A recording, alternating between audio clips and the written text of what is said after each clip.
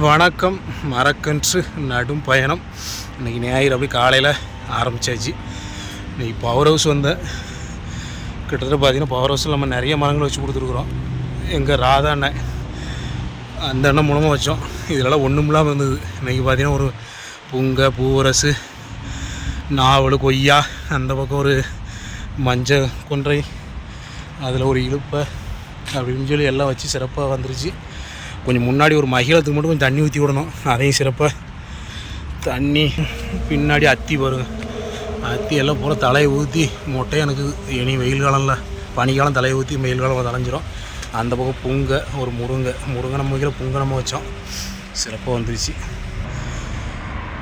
அதே மகிழம் அப்படியே லைட்டாக வாட்டம் கொடுத்துருச்சு. சரி, இதுக்கு மட்டும் தண்ணி ஊற்றி விட்டு போயிடல. தண்ணி ஊற்றியாச்சு. பாத்தி கட்டி அப்படியே தண்ணி ஊற்றிட்டேன். மேலே தலைகளை போட்டு அப்படியே மூடாக்கு போட்டாச்சு. ஐயா நம்மால் வரன்னு சொல்லுவார்.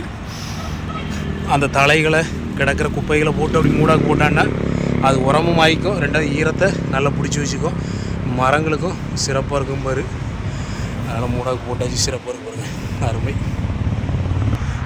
அதே மாதிரி இது வந்து முகப்பு. இதுலேயும் வச்சுருப்போம். இதில் பூவரசு, நெய்ப்புல மரம், வெளியே புங்கை, அந்த பக்கம் ஒரு நெய்ப்பழம். இது தானாக வளர்ந்ததுன்னு நினைக்கிறேன். அந்த பக்கம் வேம்பு நம்ம வச்சு விட்டது உள்ள. அதேமாதிரி அந்த புங்கையும் நம்ம வச்சது எல்லாமே சிறப்பாகிருச்சு. நம்ம ராதானுக்கு தான் ஒரு வாழ்த்து சொல்லணும். அந்த இதில் கூப்பிட்டு நமக்கு வச்சு சொன்னாப்புல இன்றைக்கி அருமையாக இருக்குது எல்லாமே.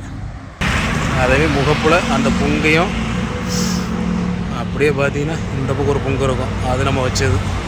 இது தானாக வளர்ந்தது. சரி, அப்படியே பகுதிக்குள்ளே தயாராகி போவோம். இன்றைக்கி துளுக்கமுத்தில் ஒரு நண்பர் கேட்டிருக்காரு நம்ம முத்து. அவருக்கு சிறப்பாக வச்சுக்கிட்டு வந்துடல.